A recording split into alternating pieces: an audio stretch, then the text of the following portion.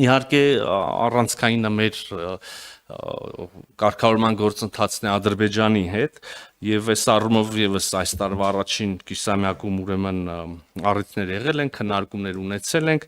Ես օրինակ հանդիպում եմ ունեցել Անտալիայի դիվանագիտական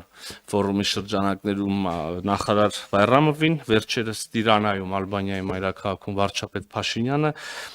զրույց ունեցավ նախագահ Ալիևի հետ եւ մենք հույս ունենք, որ առաջիկայում այս խոսակցությունը ավելի գործնական եւ հանգամանալից կերպով հնարավոր կլինի շարունակել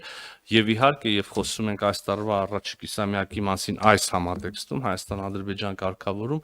ունենք շատ նշանակալի եւ իսկապես մի աննախադեպ ձեռքբերում ունենք փաստաթուղթ,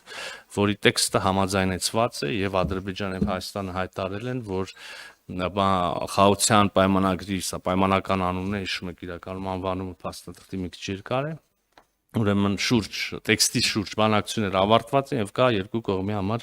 ընդունելի համաձայնեցված տեքստ։ Հայաստանը հայտարարեց եւ այսօր էլ հայտարարում է, վերահաստատում է, որ մենք պատրաստ ենք րոպե առաջ սկսել խորհրդացություններ որոշելու ստորագրման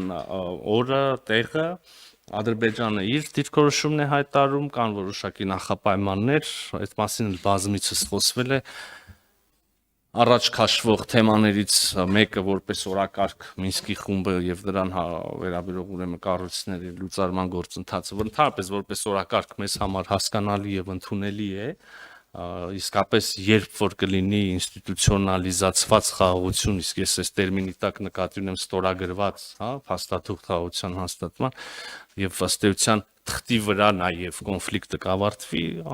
տրամաբանորեն հարկ չլինի ունենալ այս կոնֆլիկտին վերաբերող որևէ կառույց միջազգային հարթակներում։ Այնուամենայնիվ տեխնիկական նյուանսներ կան։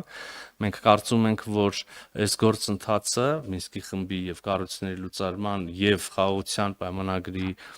ստորագրման, հետագայում վավերացման, ուրեմն գործընթացը առնվազն պետք է զուգահեռվեն եւ մենք միաժամանակ կարող ենք օրինակ երկու թղթի շուրջ հանդիպում ունենալ, ստորագրություն ունենալ։ Թուրքիայի հետ մեր